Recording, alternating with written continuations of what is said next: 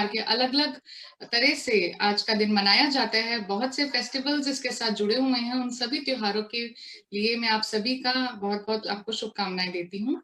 और ये मैं कहना चाहूंगी कि भारत की यही विविधता है जो एकता का प्रतीक हम जिसे कह सकते हैं कि अनेक तरह से इस दिन को मनाया जा रहा है। साथ ही मैं अभी हमारे जो पंडित जी थे हमारे जिन्होंने कथा की, उन्होंने सारा समा ही राममय कर दिया, तो उनके लिए भी मैं बहुत बहुत उनका स्वागत और अपनी ओर से, क्योंकि आज हम प्रोग्राम का प्रारंभ कर रहे हैं, तो मैं एक बार उनका अच्छे से अभिनंदन करना चाहती थी। जैसा कि वैशाख मास के विषय में हम थोड़ी सी अगर चर्चा करें, जो मैं थोड़ा सा चाहती थी एक भूमिका इसकी रखना, तो सबसे पहले तो मैं ये कहना चाहूंगी कि वैशाख मास है क्या। वैशाख मास जो है, अगर हम ज्योतिष शास्त्र के हिसाब से देखें तो जिस मास में चंद्रमा की विशाखा नक्षत्र के साथ युति होती है, अर्थात जब चंद्रमा विशाखा नक्षत्र में आता है, वह मास वैशाख मास कहलाता है। और वैशाख मास का जो महात्म्य है वो केवल हमारे आज के संदर्भ में नहीं है, क्योंकि आजकल हम मना रहे हैं नवरात्र इत्यादि, परंतु ये हमारे वैदिक काल से यदि हम इसे जोड़ें तो वैदिक काल से देखने के लिए मिलता है।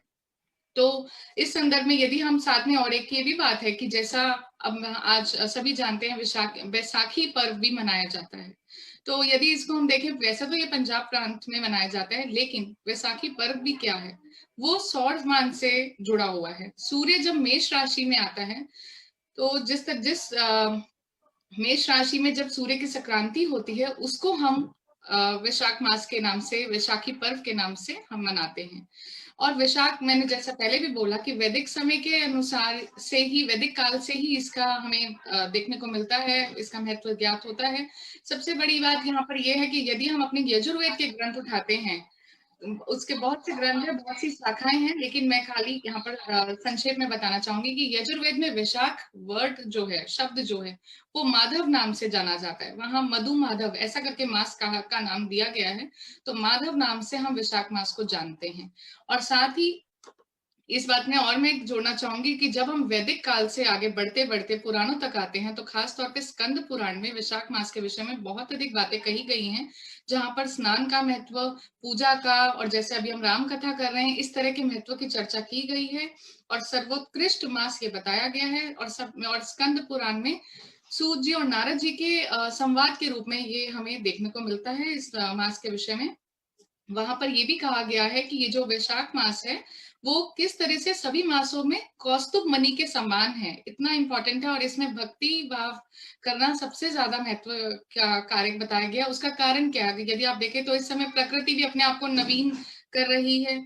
एक तरह से हर तरह से हमें हरियाली और सब में खुशी की लहर, क्योंकि हम सर्दी से गर्मी की ओर बढ़ रहे हैं, अनाज उधर से पक रहा है, ये सब बातें हम सब जानते ही हैं। और साथ में एक तरह से सकारात्मकता हम सबके मन में आती है। तो इन्हीं सब दृष्टियों से इस मास का अपना महत्व है, जो मैं समझती हूँ हम सबको जानना चाहिए और अपने आगे आने वाली पीढ़ी को भी बताना चाहिए, क्योंकि कहीं ना कहीं हम अपनी वैदिक विचारधारा से हटते जा रहे हैं।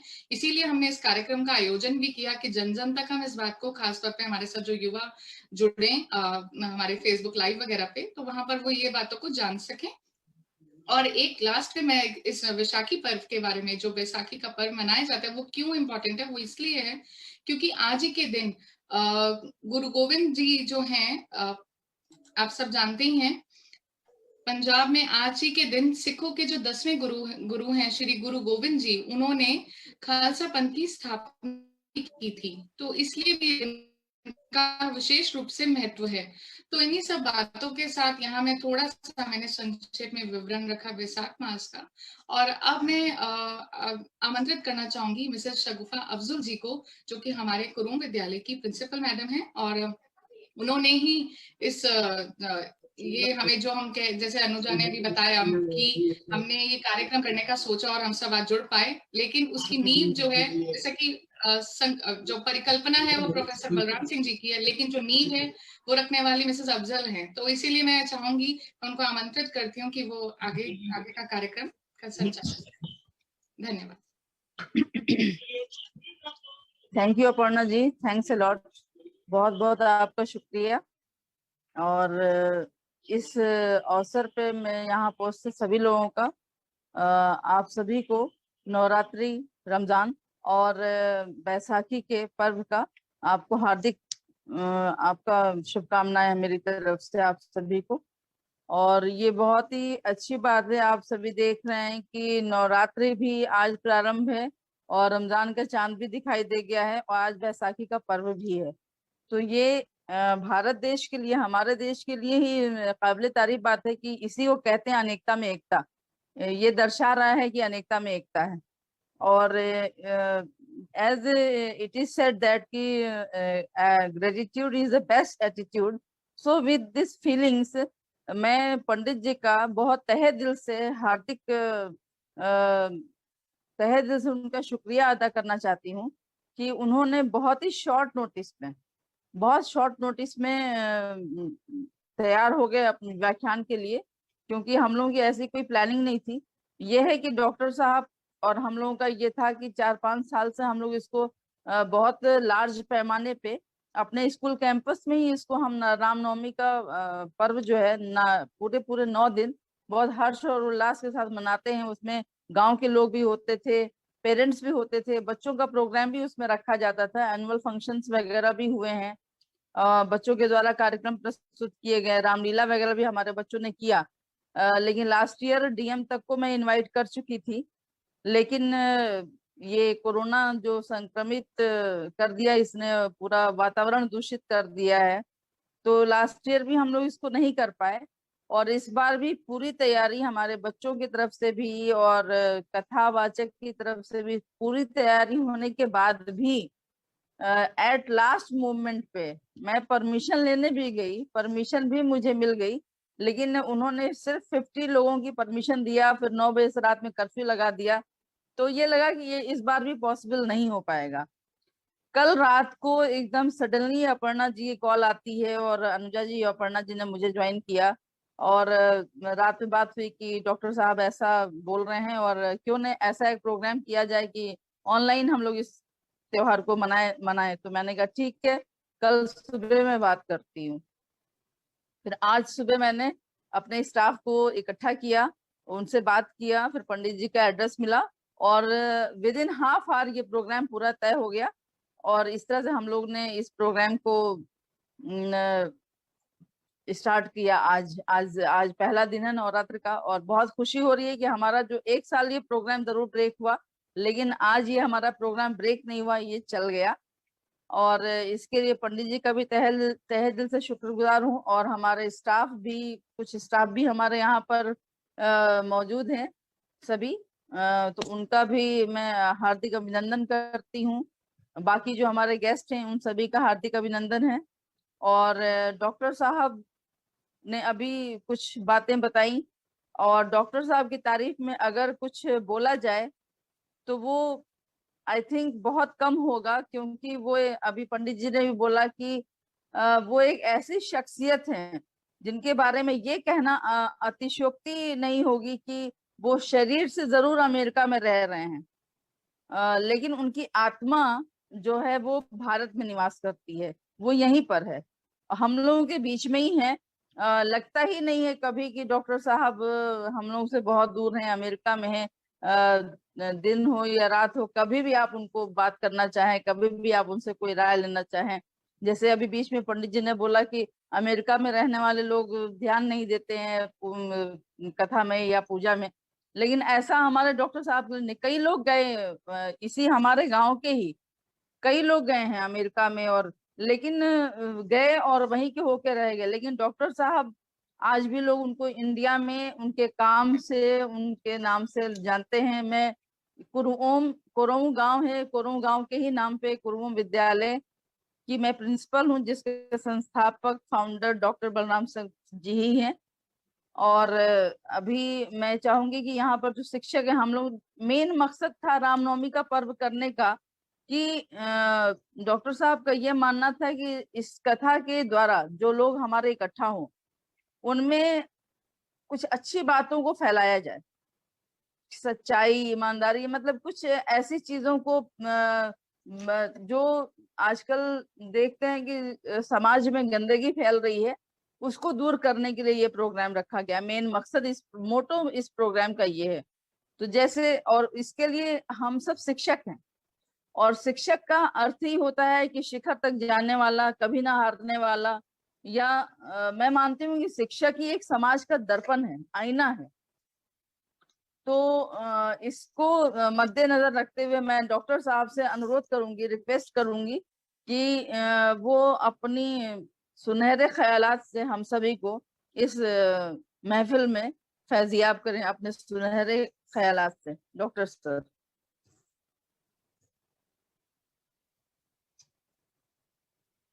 आपका म्यूट है सर। बहुत बहुत धन्यवाद मिसेज अफजल, आप लोगों ने ही ये सारा काम किया। मैं तो नहीं चाहता था कि बोलूं।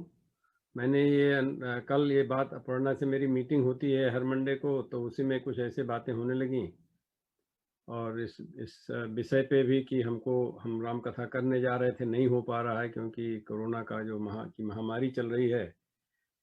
तो कुछ ऐसे बातें होने लगी कि इसका महत्व क्या है हमारे यहाँ देव, क्योंकि महिलाओं का महत्व तो बहुत है, सारे लोग जानते हैं, जो उसके सुख भोगी हैं और दुख भोगी हैं दोनों जानते हैं, बड़ा महत्व है महिलाओं का।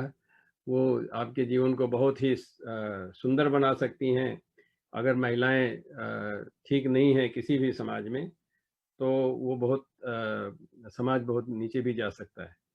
तो इसलिए ये हमारे यहाँ ऐसी विधा बनाई गई है भारत देश में। भारत देश बहुत ही प्राचीन देश है और इस प्राचीन देश का एक मतलब होता है कि बहुत तरह के विचार हो, जैसे आप मिसेज अफजल ने भी कहा हमारे यहाँ अनेकता में एकता, क्योंकि जहाँ पे इतना दिन समय गुजरेगा वहाँ पे तो अनेकता आएगी आएगी, क्योंकि तरह तरह के लोग। एक तो सबसे बड़ी वैज्ञानिक रूप से अगर अनेकता देखना चाहते हैं तो हमारे जैसा आदमी, ना हमारा चेहरा, ना हमारी बोल जो हमारी बोली है, ना ही हमारे अंगूठे का निशान, ना ही हमारा डीएनए, इस तरह की हमारी न चाल न ढाल कभी न किसके पहले किसी के साथ मिली है और ना ही आगे मिलेगी।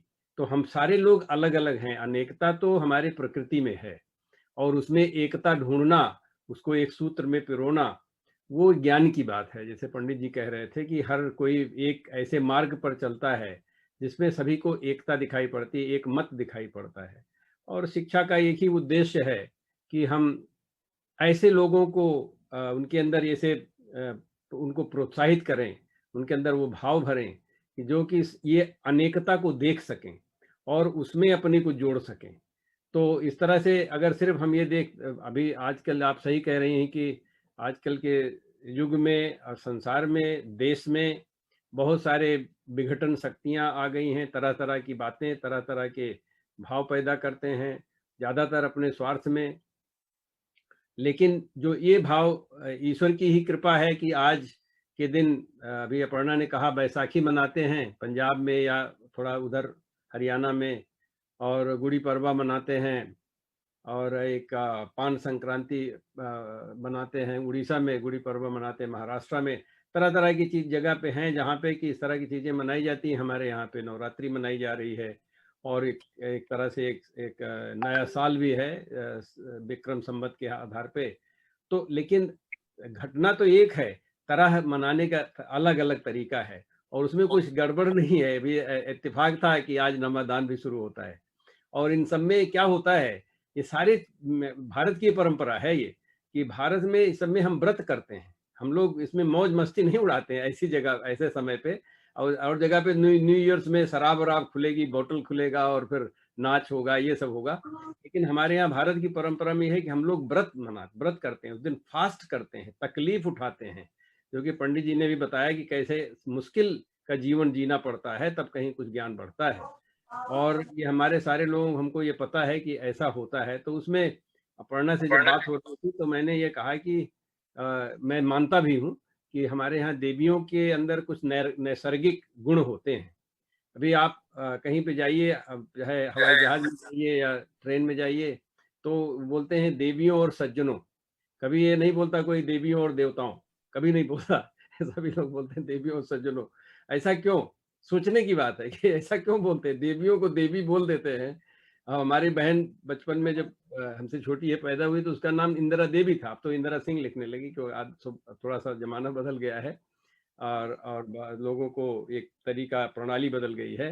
नहीं तो लड़की पैदा होती तो उसको देवी ही बोलते हैं, अब मध्य प्रदेश में बाई बोलते हैं, हर तरह की, मतलब ये वो भी तरह तरह की चीजें बोलते हैं लोग। तो कुछ तो गुण हैं, कुछ तो नैसर्गिक गुण हैं जो कि महिलाओं के अंदर होता है, और महिलाओं से ये सारा समाज चलता है, सारे, चाहे किसी भी देश का हो और किसी भी काल में ऐसा हुआ है। तो कुछ बात होगी कि ऐसा उन्होंने सोचा होगा कि इसको हम मनाएं, एक बार नहीं 4 बार मनाएं। नवरात्रि 4 बार मनाई जाती है, और उसमें कन्या पूजा भी होती है। अभी कन्या पूजा क्यों होती, किसी की पूजा क्यों होती? हनुमान जी की बात हो रही थी, उन हनुमान जी की पूजा क्यों होती है? हनुमान जी के पूजा का मतलब क्या हुआ? अभी सब लोग सोचते हैं हम अगरबत्ती जला के और हनुमान चालीसा पढ़े हमारा कल्याण हो जाएगा। नहीं, उसमें हनुमान जी के गुण आने चाहिए। काल नेमी की बात अभी हो रही है जो कि सुल्तानपुर में है, यार सुल्तानपुर में धोपा भी है पंडित जी, क्योंकि भगवान राम को भी वहां स्नान करना पड़ा था। तो सुल्तानपुर में सीता कुंड भी है जहाँ पे सीता माँ ने स्नान किया था। और सुल्तानपुर का नाम कुशभवनपुर हुआ करता, तो भी कुछ कारण रहा होगा, क्योंकि ये सारी चीजें बड़ी महत्वपूर्ण, ऐसे कहते तो लोग अयोध्या बड़ी महत्वपूर्ण है क्योंकि उनका जन्म हुआ था वहां पे, लेकिन जो कार्य करने वाली बात है वो सुल्तानपुर में ही हुआ था। तो अब ये अगर हम ऐसा माने, सोचें कि ऐसा हमारे यहाँ पे ये सारी घटनाएं क्यों होती हैं, कैसे हुई हैं, और इसका हमारे ऊपर क्या प्रभाव पड़ सकता है कि हम इनको अगर मनाएं और समझें। तो समझने का मतलब, जो मेरा विचार है वो है कि हनुमान जी को समझने का मतलब है कि हनुमान जी की बात समझे। काल नेमी का मतलब क्या होता है? जो काल को बंधन, नेमी का मतलब नियमित करे, काल का मतलब होता है समय, जो समय को बंधित करे। और उसका काम ही यही था, काल नेमी का काम यही था कि हनुमान जी के समय को, कहानी में ऐसा है कि समय को चाहता था ये अगर समय से बंध जाएं और पहुंच न पाए वापस तो उनका काम निकल जाएगा। लेकिन हनुमान जी को अगर समझना है तो ये समझिए जो काल से परे हो जाए, काल को भी जो लताड़ दे या पिछाड़ दे या मार दे। तो हम सारे लोग मेहनत करते हैं, काम करते हैं। तो अभी जो खास करके जो शिक्षक हैं उनके लिए विद्यार्थी की शिक्षा और उनको ज्ञान, समाज को सुधारना, उसके लिए वो समय का ध्यान नहीं देते हैं। कब आप बोल रही हैं कि हम दिन में बुलाते हैं, रात में बुलाते हैं, कभी मिल जाते हैं, इसमें कोई खास बात नहीं है। ये हमारे शिक्षक के जो गुण होते हैं उसी को थोड़ा मोड़ा धारण करते हैं, चाहे दिन हो चाहे रात हो। हमारा काम समय नहीं है, हमारा काम समय से परे है। और उसमें ज्ञान जब हो जाता है व्यक्ति को, तो व्यक्ति अपने आप समय से परे हो जाता है।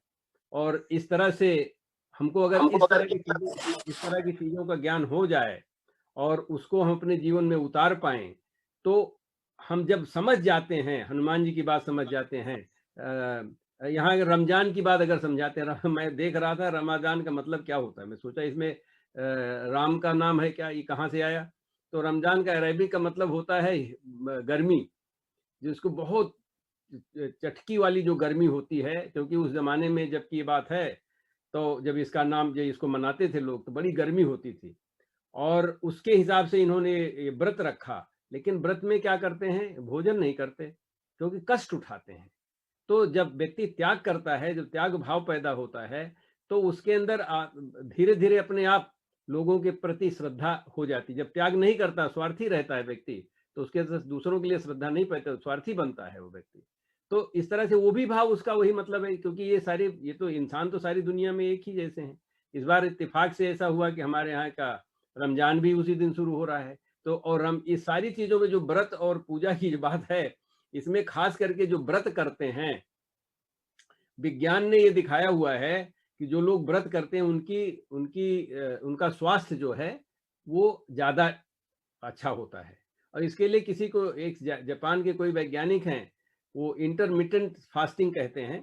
उसका मतलब नहीं कि आज ही जो आमरण अनशन वाली बात नहीं, जो बीच बीच में इस तरह से व्रत रखें, ऐसे लोगों का स्वास्थ्य ज्यादा ठीक होता है। उसकी एक अंग्रेजी में या विज्ञान की एक भाषा कहते हैं, उसको ऑटोफेजी कहते हैं। ऑटोफेजी, फेजी का मतलब होता है खाना, और ऑटो का मतलब हुआ है अपने आप।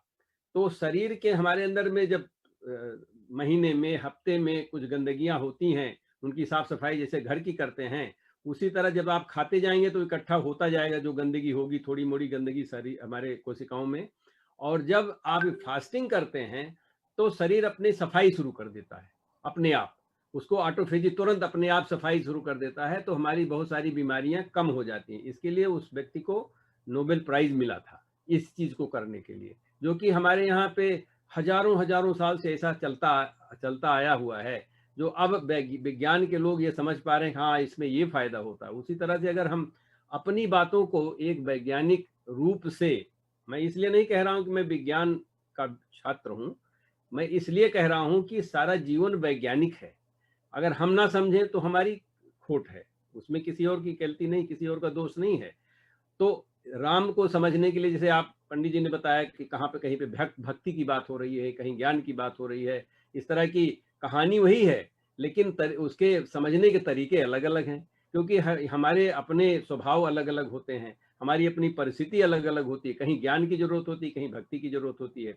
तो जिस भाव से आप उसमें जुड़ना चाहते हैं, अगर उसके लेकिन बात को समझ जाएं, तब आपके दिमाग में वो जहन में बैठ जाएगी और धीरे धीरे समाज में बैठ जाएगी। तो जो हमारे आज की दुनिया में राजनीतिक शासन प्रणाली है, या सामाजिक व्यवस्था है, या आर्थिक रूप से हम जिस तरह से अपना जीवन व्यतीत कर रहे हैं, ये सारी चीजें स्वतः दुरुस्त हो जाएंगी। और उसके लिए फिर से मैं कहना चाहता हूँ, मैंने पहले भी कहा कि गांव की व्यवस्था जो है वो इसलिए जरूरी है क्योंकि गांव में एक दूसरे को हम जानते हैं। अभी कोई दिल्ली में बैठ के कोई कानून बनाता है, नियम बनाता है, तो हमको उसको पता नहीं हमारी स्थिति क्या है, हमको पता नहीं वो क्या बना रहा है, और उसके अगर हम मिलना चाहें तो हमको जल्दी से मुलाकात नहीं होगी। यहाँ तक कि हमारे जो प्रतिनिधि हैं, जब वो हाथ जोड़ के आते हैं, भी आजकल शायद इलेक्शन चल रहा है, वहाँ पे सारे लोग हाथ जोड़ के आपके पास आएंगे। जिस दिन वो उनका चुनाव हो जाएगा, उस दिन आप हाथ जोड़ के पीछे पीछे घूमिए तो मिलते नहीं है, क्योंकि उनको कहाँ फुर्सत है ये सब करने में। तो इसलिए व्यवस्था जो है स्थानीय होनी चाहिए, ऐसा इसलिए इसकी कार्य क्षमता बढ़ जाती है। और महात्मा गांधी जी ने यही कहा कि हमको ग्राम राज्य चाहिए, उससे राम राज्य बन जाएगा। मैं ये कहता हूँ गांव से गगन तक हमको ये सोचना चाहिए कि हम गांव से ही गगन तक जा सकते हैं, क्योंकि आजकल आप देख रहे हैं कि शहरों में दुनिया भर के प्रदूषण, सारे सबसे ज्यादा बीमारी, अभी कोरोना काल की बीमारी भी शहरों में ही ज्यादा है, जितने बड़े शहर उतनी ज्यादा बीमारी। तो ये व्यवस्था किसी तरह से बनाई गई थी। और राम राज्य की जब जहां तक हम बात करते हैं, तो राम राज्य की तो परिकल्पना इसी से हो सकती है, क्योंकि किसी के ऊपर कोई राज नहीं कर सकता है। राम राज्य एक ऐसा राज्य है कि हम अपने ऊपर राज करते हैं, अपने हिसाब से लोगों की सेवा करते हैं। ऐसे कहने के लिए तो राजा दशरथ एक चक्रवर्ती राजा थे। ऐसे लोग कहेंगे चक्रवर्ती राजा किसको कहते हैं? चक्रवर्ती राजा मतलब उनके पूरे विश्व पर उनका आधिपत्य था एक तरह से। लेकिन ये भी हम जानते हैं कि निषाद राज बगल में ही राजा थे। इसका मतलब वो आज का जो राजा वाला बात हम सोच रहे हैं, वो वाली उस समय की बात नहीं थी। उस समय बात ये थी कि न्याय व्यवस्था होती थी, उसमें न्याय व्यवस्था में अपना राज आप स्वयं कर सकते हैं। निषाद राज अपने राजा थे, यहाँ बाली अपने राजा थे, सुग्रीव अपने राजा थे, तरह तरह की बहुत सारे राजा थे, क्योंकि वो स्थानीय राजा हुआ करते थे, स्थानीय शासन हुआ करता था। क्योंकि स्थानीय रूप से ही लोग समझ पाते हैं एक दूसरे को, भाईचारे की बात होगी, वो सारी चीजें जो समस्याएं दुनिया भर में शहरों में होती, कभी आपने गांव में दंगा फसाद करते नहीं देखा हुआ लोगों को, क्योंकि वो लोग एक दूसरे को जानते हैं। मेरे गांव में मुझे कोई डॉक्टर बलराम सिंह कोई बोलता ही नहीं, कोई डॉक्टर साहब भी नहीं बोलता है, कोई हमको काका बोलता है, कोई मामा बोलता है, कोई फूफा बोलता है, कोई तरह तरह नाना बोलता है, बाबा बोलता है, लेकिन सब संबंधों से जुड़े हुए हैं। ये शहर में अब आंटी अंकल हो गए हैं, अगर चले जाइए तो अब सब आंटी अंकल हो गए हैं वहां पे। लेकिन अमेरिका वगैरह में तो कुछ ही नहीं, अपने बाप का भी नाम लेके बोलते हैं। यहाँ अपने पिती का या मतलब चाचा का, सबका नाम लेके लोग बोलते हैं।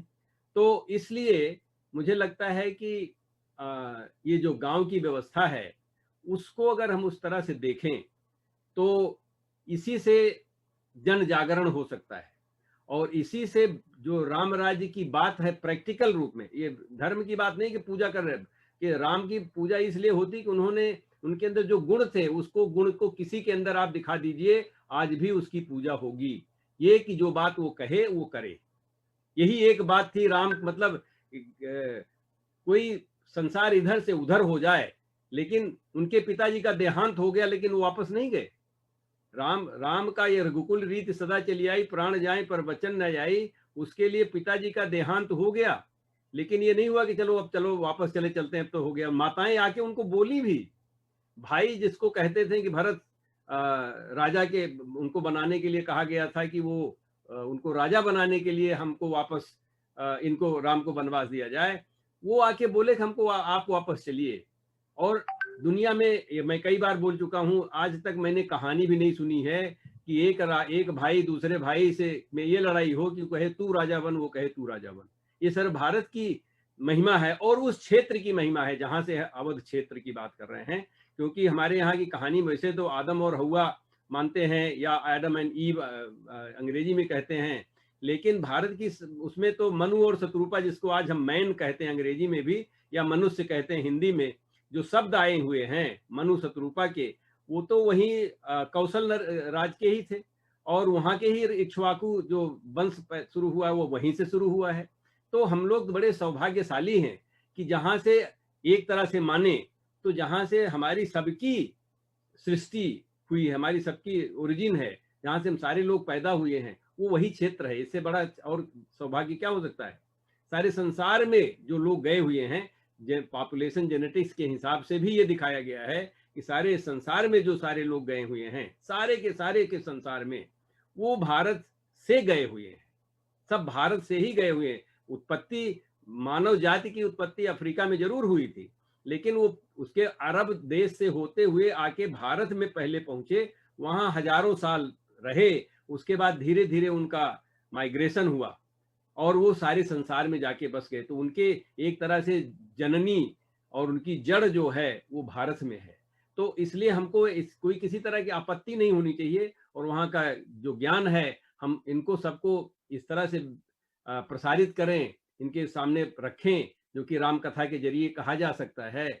और उस राम, जिसने भी आज तक राम कथा सुन ली है, उस जरूर प्रभावित होता है। मैंने देखा हुआ है, चाहे किसी भी संस्कृति का हो, किसी भी देश का हो, उसको ये कहानी सुन लेता है, और लोग वहां पे अगर आचरण में लाते हैं, जो कि मैं कुछ भी नहीं कर रहा हूं, अगर मैं कुछ कर रहा हूं गांव के लिए, तो मैं तो सिर्फ अपने परंपराओं का आचरण कर रहा हूं, मेरा वहां परिवार रहता है। हम ये कह दें कि हम अमेरिका में रहते हैं और अमेरिका में अपने मस्ती में रहें तो ठीक है वहां पे, और ज्यादा कम से कम ये तो कर दिया है, घर परिवार वालों को अपनी जमीन जायदाद दे दी है, स्कूल खुलवा दिया, बहुत ठीक है। नहीं, हमारा कर्तव्य हमारे जितने हमारे अंदर क्षमता है उसके आधार में बनता है। इसलिए नहीं बनता है कि ये उन्होंने ये किया उतना मैं भी कर दूं। बराबरी में मैं विश्वास नहीं करता। बराबरी में मतलब बराबर ये नहीं कि आपने इतना किया, हमारे अंदर जो क्षमता है उसका परसेंटेज कितना मैंने किया। अगर आपने 50% किया तो मुझे कम से कम 50% करना चाहिए। वैसे मैं ये कहता हूं जिसके अंदर ज्यादा क्षमता हो उसको ज्यादा करना चाहिए।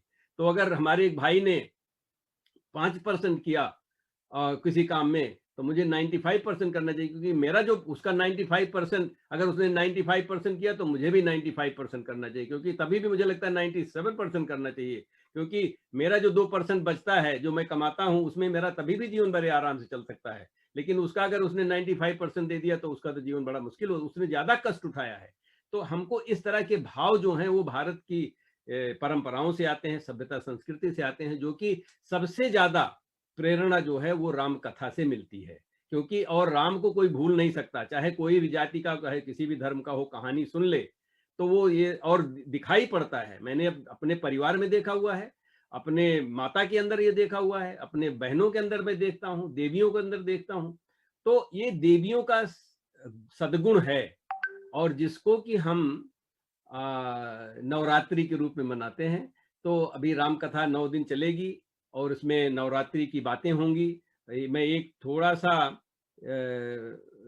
ये देखता हूं कि मेरी स्लाइड अगर चलती है तो मैं अपनी एक स्लाइड दिखाना चाहता था।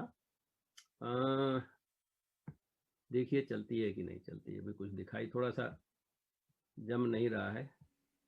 आ गया, शायद आ गया।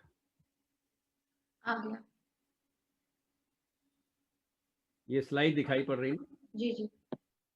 तो इसमें ये 9 जो अभी हम लोग अभी इसको भी कभी कभी क्या है, मजहब वजहब रिलीजन से जोड़ देते हैं लोग, वो बात दूसरी हो जाती है।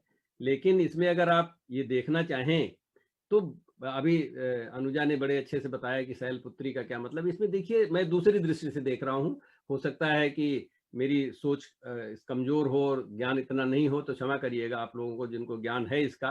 लेकिन देखिए कहाँ से शुरू होता है, शैल पुत्री, पुत्री मतलब छोटी सी बेटी। अब उसकी आप जो है, लेकिन पहाड़ों की पुत्री है, पहाड़ों की पुत्री का मतलब जो जमीन से जुड़ी हुई है, वो है जमीन से जुड़ी हुई बेटी है वो। और फिर ब्रह्मचारिणी बनती है। ब्रह्मचारिणी का क्या मतलब, ज्ञान, उसको ब्रह्म का मतलब होता है ज्ञान होता है ना, तो हम ब्रह्मचारी का मतलब पढ़ती लिखती समझती सोचती ये सब करती है। फिर चंद्र घंटा बनती है, चांद की तरह चमकने वाली, मतलब सुंदर। जो लड़कियां होती हैं, बच्ची छोटी सी होगी, फिर थोड़ा सा बड़ी होगी, पढ़ेगी लिखेगी, तो उसके अंदर युवावस्था में वो चांद की तरह चमकेगी। और बहादुर भी है, चांद का मतलब वो चंद्र घंटा मतलब घंट बांध के चंद्रमा का घंटा बांधती थी, मतलब वो एक तो सुंदरता है, दूसरा बहादुरी भी है उसके अंदर। और फिर उसके तब ऐसे इस अवस्था में सभी के साथ होता है, मैं तो बेटियों की बात कर रहा हूँ यहाँ पे, फिर सारा जगत उनके पैर के अंदर होता है। अगर ये ऐसा हो जाता उनके अंदर इस तरह का भाव, तो फिर उसके बाद वो शादी विवाह होता है। जैसे स्कंद माता का रूप आता है, तो एक माता का रूप वो धरती हैं। जब माता का रूप धरती हैं तो उनके अंदर माता के सबसे बड़ा साहस मैंने देखा हुआ माताओं को होता है। मेरी माता को भी था, जो भी मैं जितनी माताओं को देखता हूँ बड़ी साहसी होती हैं, क्योंकि वो उनके अंदर वो साहस दिखाने का मौका मिलता है बच्चों के लिए अपने, तो बड़ी साहसी होती हैं। तो वो साहस का भाव दिखाने के लिए कात्यायनी, और फिर काल रात्रि का, काल का नाश करने वाले भी, तब काल का नाश करने का मतलब जैसे वो काल नेमी की बात हो रही थी ना, ये भी है काल रात्रि, मतलब हर चीज काल को रात्रि दिखा मतलब गायब कर सकती है। तो इस तरह से काल रात्रि बनती है, जिसका मतलब उसके अंदर परिवर्तन परिमार्जन की के भाव होते हैं और वो बदल सकती है। फिर महागौरी, अब ये इतना अनुभव के बाद उसको बुद्धि, चमकती हुई बुद्धि ऐसा कहते हैं लोग उसको। गौरी का मतलब गौरा रंग से मान लेते हैं, लेकिन असल में उसका मतलब असली मीनिंग क्या है, चमकना होता है। और चमकना ऐसे तो लोग शरीर से सोचते हैं कैसा है, तो ठीक है वो सिंबॉलिक चीज है, उसमें कोई बुराई नहीं है, लेकिन बुद्धि चमकनी चाहिए, ऐसा होना चाहिए। महागौरी का मतलब है, इसलिए उसके साथ महा शब्द जुड़ा हुआ है, इसकी बुद्धि बहुत महान हो उसको कहते हैं। और इन सब कारणों से उसके अंदर सिद्ध सिद्धि के गुण आते हैं। सर्व सिद्धि देने की यहाँ पे कहा जाता है, देवी है। लेकिन कोई भी, अगर ये हमारे यहाँ की बेटियां जिनको हम देवियां कह रहे हैं, अगर उनके अंदर ये भाव पैदा होता है कि हमको ये मेरा रूप है, क्योंकि आपके जीवन का रूप है ये, एक जीवन, ये 9 जो है रूप, ये 9 रूप है। हो सकता है इसका कोई और भी अर्थ होता होगा, लेकिन ये सारी चीजें वैज्ञानिक रूप से सही लग रही हैं, और जो कि हम देख रहे हैं जीवन में अगर हम आगे बढ़ते हैं तो उसके रूप से। इसके जो बीच बीच में आप लोग बोलेंगे, जैसे मैंने कहा था, मेरी बात तो ये अपर्णा से हो रही थी, और अपर्णा ने मुझसे कहा कि इसको कैसे किया जा सकता है। मैंने कहा कि 9 दिन में करो, और नई जो हमारी ये बेटियां हैं, बहनें हैं, इनको ले आओ और इनको इनसे बात कराओ, क्योंकि उनको समझना चाहिए कि उनके क्या गुण होने चाहिए। ये बात उस समय मैंने इतना पढ़ा नहीं था इसके बारे में, जो आज मैं दिखा रहा हूँ कि इसका क्या क्या गुण होने चाहिए। ये मालूम है कि इन 9 रात्रि में जो देवी के 9 रूप हैं वो 9 गुण हैं, और उनके उस गुण को हमारे देवियां जो हैं, महिलाएं जो हैं, उनके अंदर ये भाव प्रकट होना चाहिए, समझना चाहिए कि वो क्या हैं। जैसे मैंने कहा, हनुमान जी को समझना चाहिए क्या है वो, कालनेमी का मतलब क्या होता है, शिव का मतलब क्या होता है। जब हम उसको मतलब समझेंगे तो हमारे अंदर वो भाव पैदा होंगे, और इसी को इष्ट देव कहते हैं। तो इष्ट देव का मतलब ये होता है, अगर इस तरह से करेंगे तो उनको ये पता लगे कि उनकी पूजा क्यों होती है। अगर ये भाव किसी के अंदर होगा, उसकी पूजा होगी। तो पूजा सिर्फ हम तो पूजा करके और मिठाई उठाई खिला के और बड़े खुश हो जाते हैं, लेकिन ये नहीं मालूम कि उनको जिसकी पूजा की जा रही उनको क्या ज्ञान है। ये ज्ञान होना चाहिए उनको, और जिससे वो इसको अपने जीवन में उतार सकें। और इसमें कोई ये नहीं है कि इस धर्म का कोई है, उस धर्म का कोई है, इस मजहब का है, इस रिलीजन का, इसे कोई लेना ही देना। ये तो आपके प्राकृतिक रूप से आपकी जो ग्रोथ है, जो आप जिस तरह से बड़े होते हैं, पैदा होने तक बड़े होते हैं, सिद्ध सिद्ध प्राप्त करने तक होते हैं। तो अभी मैं अपनी बातें, तो समय हो गया है, मैं यही समाप्त करना चाहता हूँ। सिर्फ अपर्णा ने एक और कहा था, जो कि आजकल की लड़कियों का ये स्वाभाविक जवाब बोले, ये तो साहब लड़कियों के लिए बोल रहे हैं, लड़कों को कौन समझाएगा। तो इसलिए मैंने कहा कि रामनवमी के बाद हम लोग 9 दिन या 11 दिन, वैसे सुना कि 11 दिन किया जा सकता है, क्योंकि लड़कों की बुद्धि थोड़ा सा कमजोर होती है, उनको समय ज्यादा लग सकता है। तो उनके लिए 11 दिन का समय हम लोग कोशिश करेंगे, अगर मिसेज अफजल मानेंगी तो हम लोग ये करेंगे कि 11 दिन लड़कों के लिए। मैं चाहता हूँ कि इधर लड़कियां बात करें और अपनी अपनी बातें रखें, और आगे फिर जब रामनवमी का खत्म हो जाएगा, पारायण हो जाए, उसके बाद 9 दिन जो है या 11 दिन इसलिए कि 11 रुद्र, अपर्णा ने कहा कि 11 तरह के रुद्र हैं, तो उनके भी गुण होंगे, जैसे ही नवरात्रि का गुण है दूसरे तरह के 11 के रुद्र के भी गुण होंगे। मैं उसको भी ढूंढूंगा और मैं चाहता हूं उस पर भी चर्चा हो, क्योंकि बालक बालिकाओं, स्त्री पुरुष में, जैसे पंडित जी ने कहा कि बहुत सारी चीजें हमको इस तरह से करनी पड़ती, समझनी पड़ती हैं, स्त्री क्या कर सकती है और किस तरह से साथ दे सकती है, किस तरह से आगे बढ़ सकते हैं। इस तरह से अगर हम एक दूसरे को समझें, अपने को पहले समझें, फिर एक दूसरे को समझें, और फिर राम की बात तभी हमको समझ में आएगी, राम गाथा, राम कथा की बात तभी समझ में आएगी, राम राज्य की बात तभी हमारे अंदर भर सकती है। और हो सकता है कि उसी क्षेत्र से, मैंने कहा 11 जिले मैंने आइडेंटिफाई किया हो जिसमें 55 मिलियन लोग हैं, और अगर हमने 55 मिलियन में से एक 10% भी बदल दिए तो सारा संसार बदलने में कोई दो राय नहीं है। और कुरुओम का नाम ही है कि ओममय करिए, सारे संसार को ओममय करिए। ओम जो है एक ऐसी शक्ति है जिससे धर्म से फिर से कोई लेना देना नहीं है, सत्य है। क्योंकि साइंस वालों ने दिखाया है कि जो भी कोई वाइब्रेशन निकलता है, सूर्य से भी जो वाइब्रेशन निकलता है, उसकी भी जो फ्रीक्वेंसीज हैं उसी रूप में चलती हैं जिस तरह से ओम की चलती हैं। तो ये प्राकृतिक चीज है, इसमें कोई ऐसी चीज नहीं हम ऐसा मानते हो वैसा मानते हैं। मुझे लगता है कुरुओम का इस तरह से मिसेज अफजल और अपर्णा और अनुजा और भी बाकी सारे लोग जो जुड़े हुए हैं इसमें मेहनत करके, और डॉक्टर शशि तिवारी वगैरह जो यहाँ पे जुड़ी हुई हैं, इसमें विद्वान लोग जुड़े हुए हैं, सारी दुनिया से लोग जुड़े हुए हैं। प्रोफेसर वसंत माचो अभी उन्होंने कमेंट भी किया, वो बॉस्टन से जुड़े हुए हैं। तो अभी ऑलरेडी आपके कार्यक्रम में लोग इस तरह से जुड़ रहे हैं और सुन रहे हैं। आप उनको प्रभावित कर सकती हैं, आप उनसे प्रभावित हो सकती हैं। आपका विद्यालय इस तरह से बहुत लाभान्वित हो सकता है और उस क्षेत्र को एक मानक बना के मुझे लगता है कि इस बात को आगे बढ़ाया जाए, प्रसारित किया जाए, जिससे कि सारे पूरी जो मानवता है उसका कल्याण हो। बहुत बहुत धन्यवाद। जय श्री राम। जय श्री राम। बलराम जी, आपने 9 दुर्गाओं को दिखा करके बहुत ही अच्छा एनालिसिस दिया, और दूसरा वो ऑटोफेज वाला भी एग्जांपल नोबेल laureate का दिया। I am very thankful, very good. Thank you Basant ji. धन्यवाद सर, आपका बहुत बहुत, जो आपने इतना अच्छा हमें आज का शुरुआत की कार्यक्रम की। जैसा कि अभी वसंत जी ने कहा, सच में जिस तरह से आपने नव दुर्गा की नए रूप, उनके 9 रूपों और 9 गुणों के बारे में चर्चा करते हुए इस आज का प्रारंभ किया, और निश्चित रूप से हम सब जानते तो थे थोड़ा थोड़ा उनके बारे में, लेकिन जिस तरह से आपने बताया, और खास तौर पे शैलपुत्री जी को बेटी के रूप में बताते, और बेटी किस तरह से बढ़ते बढ़ते कहाँ तक सर्व सिद्धि और सिद्धिदात्री के रूप में हो जाती हैं, ये जो आपके हमें व्याख्यान से पता चला, ये बहुत हमारे लिए निश्चित ही एक न्यू लर्निंग है, मैं ऐसा मानती हूँ, और मेरे ख्याल से हमारे श्रोता भी ऐसा ही मानते हैं।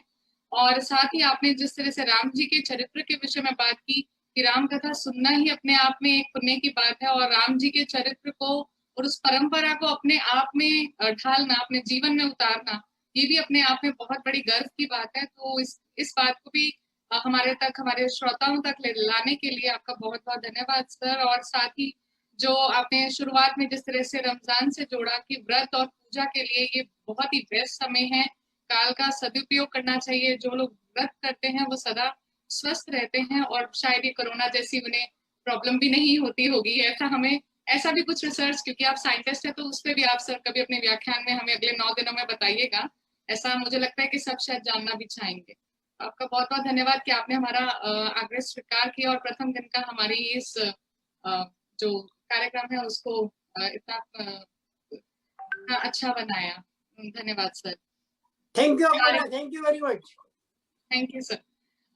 मैं इसी के साथ आपको यहाँ पर ये बताना चाहूंगी, जैसा कि थोड़ा सा हिंट अभी प्रोफेसर सिंह ने भी दिया, कि हमारे साथ जो यहाँ पर ऑडियंस में जुड़े हैं बहुत ही प्रसिद्ध और विश्वविख्यात हमारे साथ प्रोफेसर हैं, जिसमें से मैं नाम लेना चाहूंगी सबसे पहले तो अपनी गुरु का ही, प्रोफेसर शशि तिवारी मैडम हमारे साथ हैं, जो वेव्स की प्रेसिडेंट भी हैं। हमारे साथ यूएसए बॉस्टन से श्री बसंत जी हैं, और हमारे साथ डॉक्टर चांद भारद्वाज जी हैं, जो कि साइंटिस्ट हैं, अपनी फील्ड में बहुत ही जाने माने हैं, और डॉक्टर अलका शर्मा जी हैं, जो कि आर्मी बैकग्राउंड से बिलोंग करती हैं। ये भी हमारे लिए बहुत गर्व की बात है कि हमारे साथ डिफेंस के लोग भी जुड़े हैं।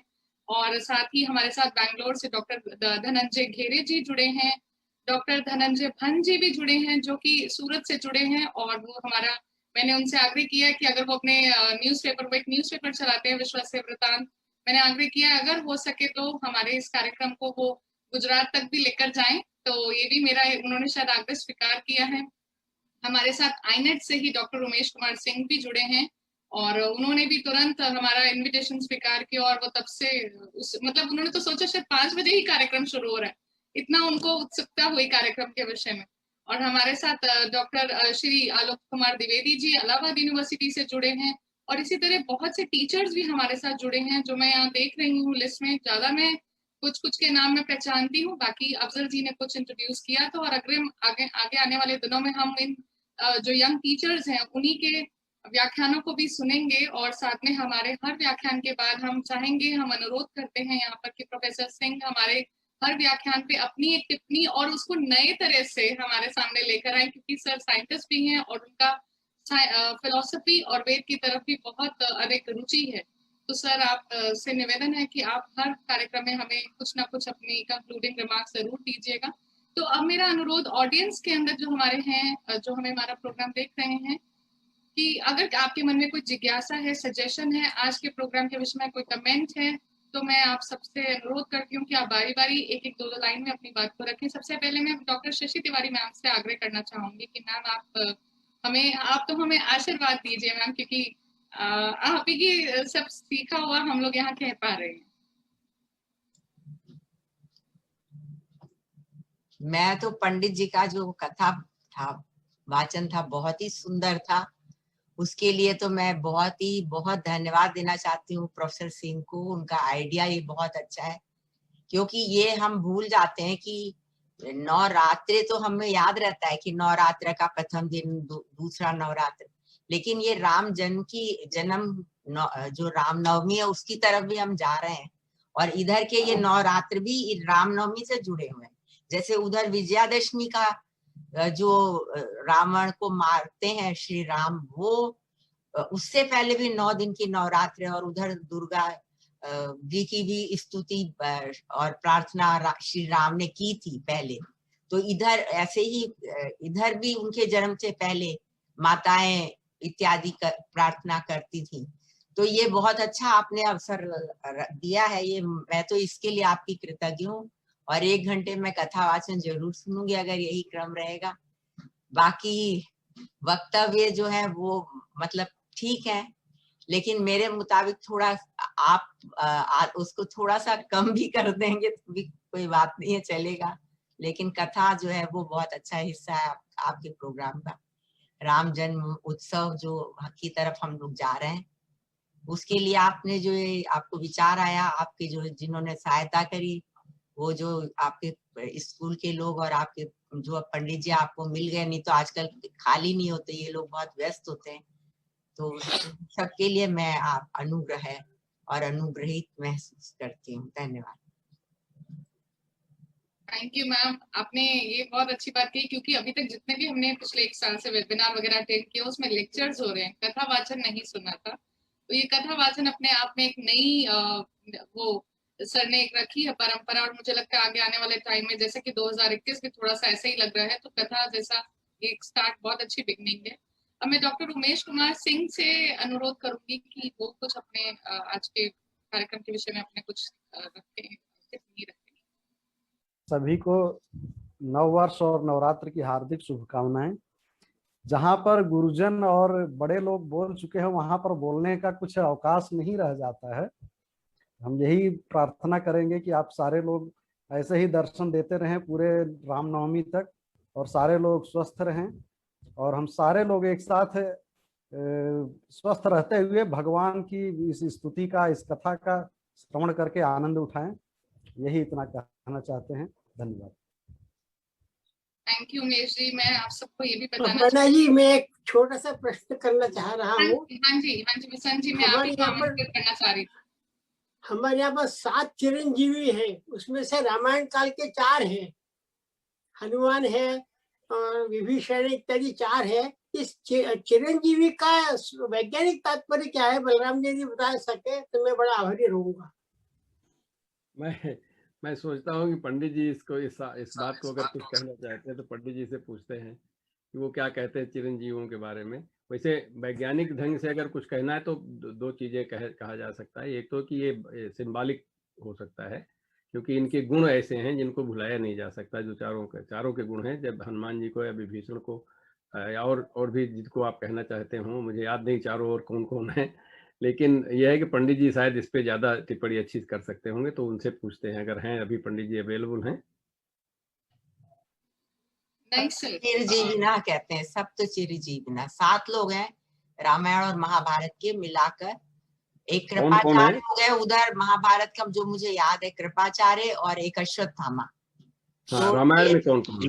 रामायण में तो विभीषण और परशुराम है और हनुमान जी। 3 मुझे 5 तो बलिश्च हनुमानश्च विभीषण कृपाचार्य परशुरामश्च सप्तैते चिरंजीविका। सप्तैते चिरंजीविना। हाँ, तो परशुराम विभीषण। हाँ पंडित जी आप बताइए। अश्वस्थामा बलिश्च हनुमानश्च विभीषण कृपाचार्य परशुरामश्च सप्तैते चिरंजीविका। लेकिन 3 चिरंजीवी अलग से हैं, जैसे काग जी हैं, लोमश जी हैं और मार्कंडे जी हैं। ये 3 अलग से हैं इन सप्त के बाद। अश्वस्थामा बलिर्व्यासो हनुमान बलिर्व्यासो। हाँ, ये 2 और थे जी। अब बलि का तो बध राम जी ने अपने जमाने सामने ही कर दिया था। नहीं, वो बलि नहीं है, वो चला गया था पाताल। बलि है दानवराज बलि। दानवराज बलि है, तो रामायण के पहले के काल के हैं। हाँ जी हाँ जी हाँ जी हाँ जी। वो बलि का नाम है, बाली का नहीं, बलि का। बलि है वो, बाली नहीं है। अच्छा, बाली अलग है, बलि नहीं। चलिए बहुत अच्छा। वामन अवतार हुआ था, बलि के लिए वामन अवतार। हाँ समझ में आ गया। तो वो हमें थोड़ा और भी सोचेंगे। ये इनकी बड़ी एक कोई त्योहार भी होता है जिसमें बलि के वापस आने का हर वर्ष इंतजार करते हैं। रक्षाबंधन नहीं, दक्षिण भारत का है कोई। दक्षिण भारत का मेरे ख्याल से बड़ा प्रसिद्ध जो त्योहार है ना वो है। काफी प्रसिद्ध त्योहार है वो। हाँ, उसका नाम याद नहीं आ रहा। मेरे को भी याद नहीं आ रहा है, पर है, मेरे को याद है। उसमें बलि के आने का की प्रतीक्षा करते हैं, क्योंकि ये उसके साथ तय हो गया था कि चले जा, मैं चला तो जाता हूँ पाताल, लेकिन प्रतिवर्ष 1 दिन के लिए मुझे आने देना पृथ्वी पर। तो जैसे गणेश जी का होता है ना, गणपति बप्पा मौर्य, फिर आना, अगले वर्ष तुम फिर आना, वैसे ही बलि के भी वापस आने की वो लोग प्रतीक्षा करते हैं। क्यों उमेश याद नहीं आ रहा? वो त्योहार बहुत प्रसिद्ध है दक्षिण भारत का। पोंगल है क्या? हाँ, पोंगल ही तो है। ये मकर संक्रांति के दिन होता है पोंगल। और धनंजय खेरे जी कह रहे हैं ओनम है शायद। ओनम, अच्छा पोंगल। हाँ, वो ज्यादा मेरे को भी दोनों में कंफ्यूजन है, कौन सा है जरूर इन दोनों में से। ओणम को बलि प्रतिपदा कह रहे हैं, तो यही होगा। बहुत सारे त्योहार हैं इनसे जुड़े हुए, और हमारे यहाँ हमने दैत्य जैसा कुछ बोलते हैं, लेकिन वो तो उसको बहुत बड़ा तो क्षमा करें, मैं मेरा वो वैज्ञानिक उसके पीछे तर्क देना चाह रहा हूँ। आप लोग मानते हो तो नहीं, कि क्या था कि हमारी आत्मा जो है, मरणोपरांत आत्मा जो है, आत्मा वास्तव में स्वर्ग में विलीन हो जाती है या दूसरे लोक में चली जाती है, जिसको परलोक कहते हैं। परंतु ये 7 जो है, और आपने तीनों बताए, इन लोगों की आत्मा अभी भी यहाँ पर है, इसलिए उनको चिरंजीव कहा जाता है। शरीर रूप में नहीं है, परंतु उनकी जो क्रियाकर्म उन्होंने जो किए हैं, जो जनता के लिए तो अच्छे उद्देश्य के किए हैं, वो अभी उनकी आत्मा जीवित है, तो उनके सब गुण अभी भी लोगों ने मानना चाहिए, इसलिए उनको चिरंजीवी कहा गया है। देखिए सही है कि नहीं, ये मेरा तर्क है। तार्किक रूप से सही लग रहा है, और यही बात होगी। आत्मा तो जब आत्मा जीव शरीर से निकलती है, जीव भाव छोड़ती है, तो आत्मा और परमात्मा में कोई फर्क नहीं होता है। तो वो तो लेकिन जो आप कह रहे हैं, गुण उनके जो हैं, गुण और कर्म जो हैं, वो उसकी छाप जो है हमारे ऊपर पड़ी हुई है, ये इसलिए इसको हम ऐसा मान सकते हैं, संभव है। तो चलिए, बहुत अच्छा विषय आपने कहा, इसके बारे में और सोचेंगे। सर, एक मेरा भी प्रश्न है जी। हाँ, हेलो जी। हाँ, अभी पंडित जी ने बताया कि भगवान श्री राम की 5 लीलाएं हैं, बाल लीला, विवाह लीला, वन लीला, रण लीला, राज्य लीला। तो बाल लीला के जो भक्त थे वो काकभुसुंडी, और 4 लीलाओं के कौन है, अगर बताएं तो बहुत अच्छा होगा। पंडित जी आप अभी अभी हैं लगे हुए, बताएंगे वो? जी बोल के सर निकले हैं कि कल इसी पे आगे बढ़ेंगे। वो शायद है नहीं, अब पंडित जी है इसी नहीं। पे आगे चलेंगे कल ऐसा। ठीक है, आप खोज सकते हैं, मिल जाएगा। अपन यदि खोजना शुरू करें तो अपने को मिल जाएगा। पंडित जी तो है नहीं, रामायण में मिल जाएगा। जी जी हाँ, कल निकलना था। ठीक है, कल हम पूछ लेंगे। जी जी जी। तो जिज्ञासाओं और चर्चाओं से परिपूर्ण रहा आज का सत्र, मैं ये कहना चाहूंगी। और मैं सबको ये भी बताना सूचित करना चाहती हूँ, हमारे साथ स्कूल के टीचर्स के साथ साथ वाइस प्रिंसिपल श्री सुशील मिश्रा जी भी जुड़े हैं। तो उनसे हम आग्रह करेंगे कि अपनी प्रतिक्रिया के साथ कल वो हमें जरूर अपने कमेंट कुछ हम टीचर से भी लेना चाहेंगे। आज तो हमने अपने गेस्ट से लिए। तो इसी के साथ अब हम समापन सत्र की ओर आगे बढ़ते हैं। Thank you very much. बहुत अच्छा लगा आज का कार्यक्रम, बहुत बढ़िया रहा। बहुत सारे लोग जुड़े और फेसबुक पर भी काफी लोग इसको देख रहे थे। पहला दिन है और इस तरह का पहला हमारा अनुभव है, लेकिन ऑनलाइन करते करते 1 साल में काफी अभ्यास हो गया है। तो बहुत शुक्रिया, बहुत धन्यवाद कि आज आप लोग जुड़े। और आगे भी हम 9 दिन तक इसी तरीके से कार्यक्रम करते रहेंगे, नियत समय पर, इसी समय पर, शाम को 7 बजे से लेकर रात के 9 बजे तक लाइव हम आएंगे और आपके साथ में जुड़ेंगे। तो मैं सबका बहुत बहुत धन्यवाद करती हूँ, और प्रोफेसर बलराम सिंह सर का भी कि उन्होंने इतना अच्छा व्याख्यान दिया, और तमाम हमारे जितने आदरणीय गणमान्य लोग हैं उनका बहुत धन्यवाद, बहुत शुक्रिया। अब मैं अपर्णा को आमंत्रित करती हूँ कि वो मंगल कामना, अंत में हम मंगल कामना के साथ इसको समाप्त करते हैं। तो अपर्णा। जी, सर्वे भवन्तु सुखिनः, सर्वे सन्तु निरामयाः, सर्वे भद्राणि पश्यन्तु, मा कश्चित् दुःखभाग् भवेत्। ओम शांति शांति शांति। धन्यवाद आप सब। बहुत धन्यवाद। नमस्कार।